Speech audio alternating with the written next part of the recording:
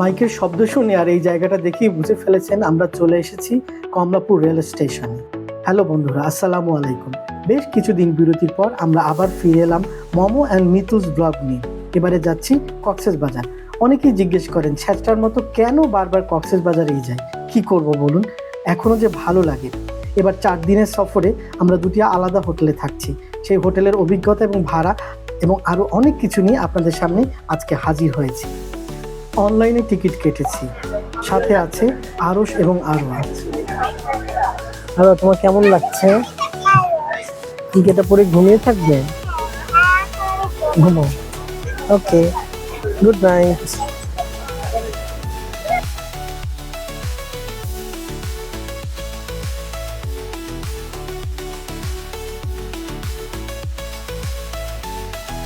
সকালবেলা শান্ত রেল স্টেশনে নেমেই আমরা চলে গেলাম সিগাল হোটেলে, যা আগে থেকেই বুকিং দেওয়া ছিল। এখানে 2 দিন থাকবো আমরা।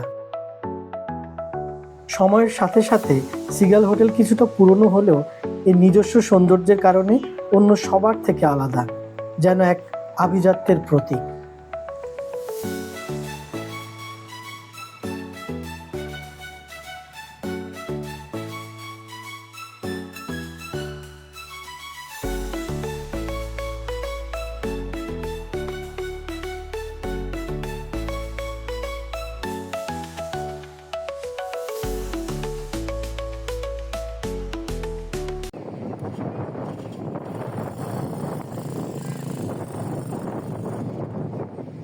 ফ্রেশ হয়ে চলে এলাম সাগর পাড়ে। অসাধারণ বাতাস বয়ে যাচ্ছিল, আর সেখানেই দেখা হলো আমাদের ক্ষণিকের এক ছোট্ট অতিথির সাথে। একটা বাদাম দিবা, সিলে দিয়ে দাও। আচ্ছা, সিলে দিই, বাদাম সিলে দিই। বসো, বালু নিয়ে এবার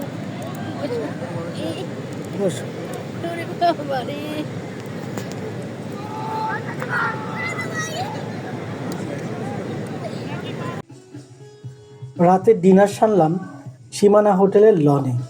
ভীষণ সুন্দর আবহাওয়া ছিল, আর তার সাথে লাইভ গান।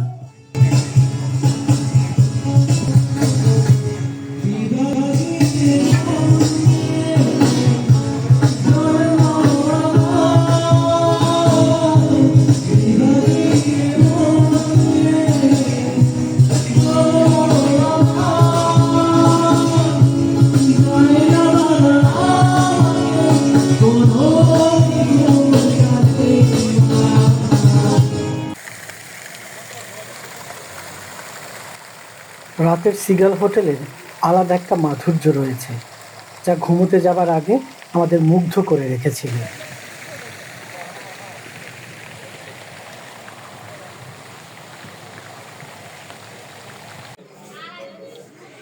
সিগাল হোটেলের কমপ্লিমেন্টারি ব্রেকফাস্ট দিয়ে সকালের নাস্তা সেরে নিলাম আমরা।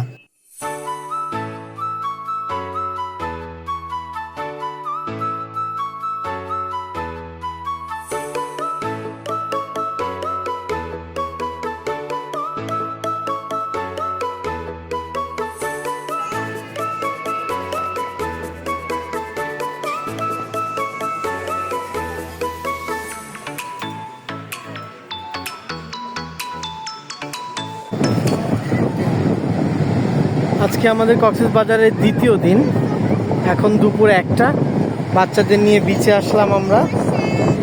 এখন ভাটা চলছে অনেক দূরে, সমুদ্রের পানি। কক্সবাজারে এখন আর অফ সিজন বলতে কিছু নেই।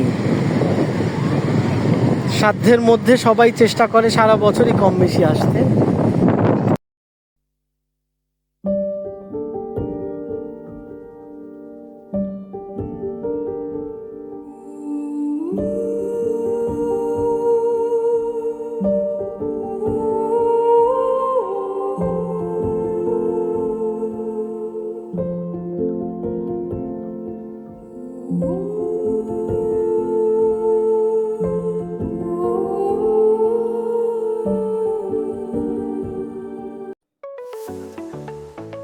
দুই দিন সিগাল হোটেলে থাকার পর আজ আমরা এসেছি লাবণী পয়েন্টের কল্লোল হোটেলে। এখানে 2 দিন থাকবো আমরা সিসাইড ডিলাক্স একটি রুমে, যেখানে অনায়াসে 4 জন থাকা যায়। সিগালের থেকে এখানে সুবিধা হলো ব্যালকনি এবং সরাসরি সমুদ্র দর্শন, যা কিনা ঝাউবনের কারণে সিগাল হোটেল থেকে দেখা সম্ভব হয় না। আর সাথে কমপ্লিমেন্টারি ব্রেকফাস্ট তো থাকছেই।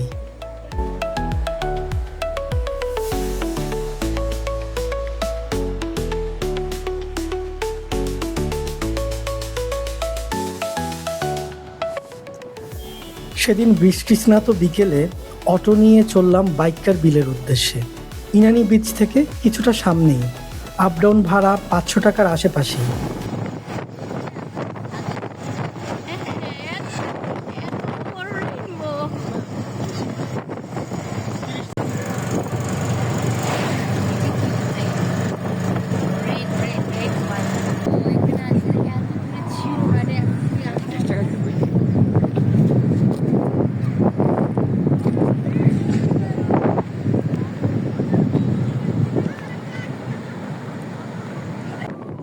আর ওখানে গিয়ে কিন্তু আমাদের এক ঝলক শুটিং দেখারও সুযোগ হয়ে গেল।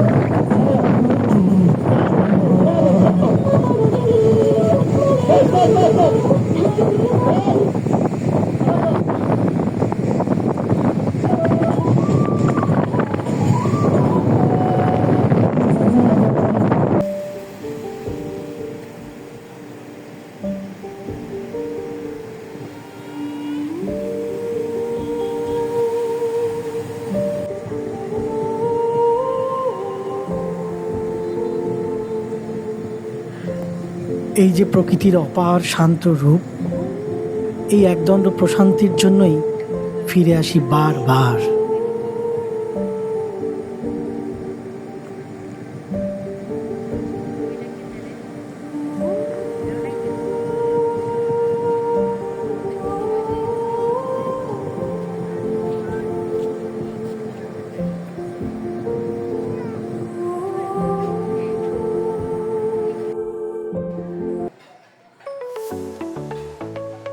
আজ কক্সবাজারের চতুর্থ দিনের শুরু। আজ দুপুরে আমরা যাব রাংকুট বৌদ্ধ তীর্থস্থান আর রামু মন্দিরে।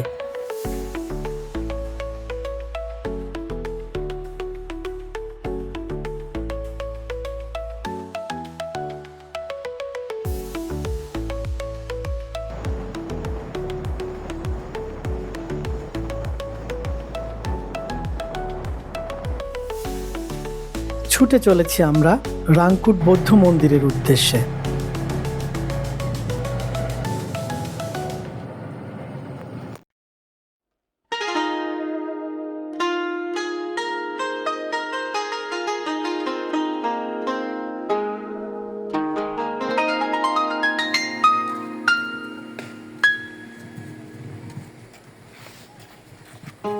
হ্যালো।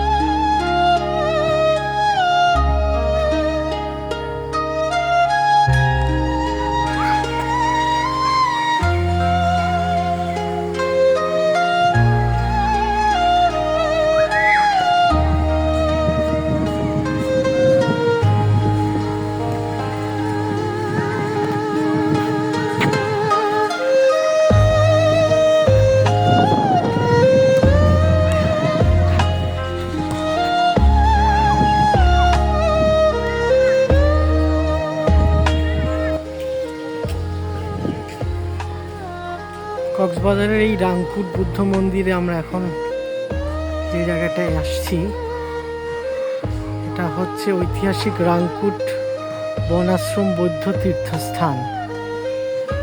প্রবেশদ্বারটা খুবই সুন্দর, জনপ্রতি 20 টাকা টিকিট দিয়ে আমরা ঢুকলাম। সিএনজিতে কক্সবাজার শহর থেকে আসতে আমাদের 40 মিনিটের মতো সময় লেগেছে।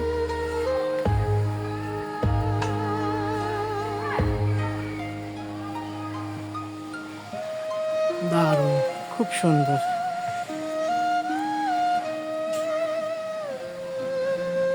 যে কোনো একটা বেলার জন্য আপনি এখানে আসতে পারেন, এসে ঘুরে যেতে পারেন। চলুন ভেতরটা দেখে আসি। একটা পাঠাগারও আছে।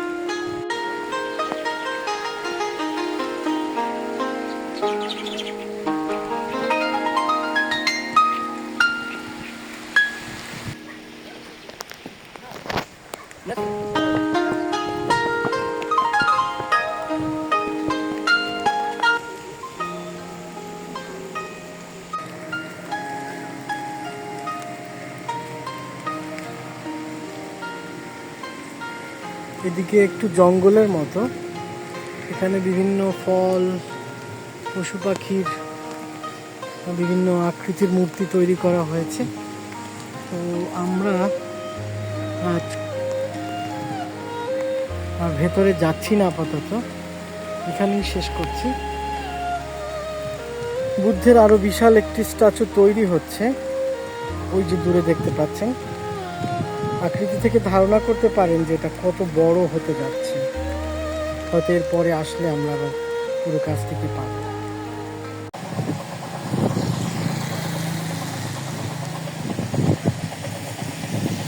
কক্স সাহেবের বাংলো, যার নাম অনুসারে এই কক্সবাজার শহর, আমরা তার বাংলোতে প্রবেশ করছি। যদিও বাইরে থেকে একবার একটু দেখা।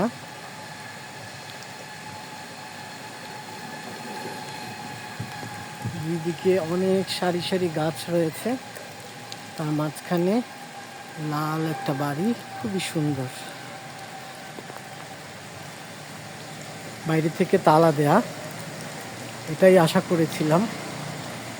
যাই হোক, আমাদের জন্য একটা স্মৃতি হয়ে থাকবে।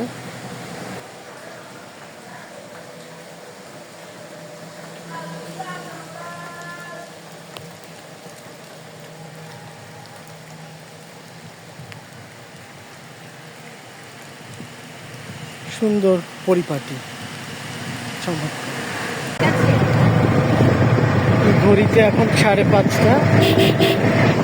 আমরা এখন যাচ্ছি রামু 100 ফিট বুদ্ধ মন্দিরের ওখানে। শুনেছি 6টায় বন্ধ হয়ে যায়, জানি না যেতে যেতে খোলা পাবো কিনা, দেখা যাক।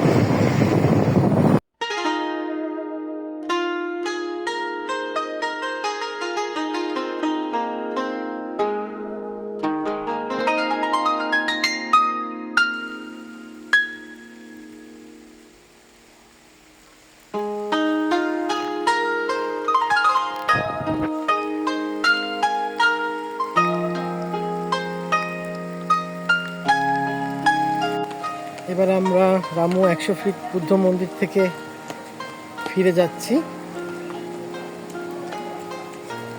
জায়গাটা খুবই সুন্দর। আপনারা যদি আসেন একসাথে এরকম 2-3টে স্পট ঘুরে দেখতে পারেন সারাদিনের জন্য। এছাড়া আরও একটা সুন্দর জায়গা আছে নাইক্ষ্যংছড়িতে।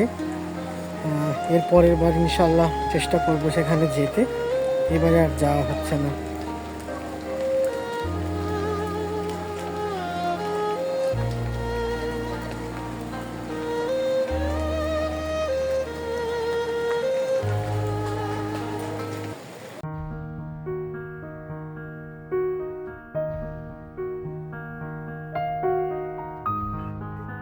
পঞ্চম দিন দুপুরের ট্রেনে ঢাকা ফেরার পথ ধরলাম আমরা, আর সঙ্গে নিলাম হাজি বিরিয়ানি। এবার বাড়ির টানে বাড়ি ফেরার পালা। তবে কথা দিচ্ছি আবার জলদি ফিরে আসব নতুন এক গল্প নিয়ে। ভালো থাকুন সকলে। ভিডিওটি ভালো লাগলে লাইক সাবস্ক্রাইব করার অনুরোধ রইল।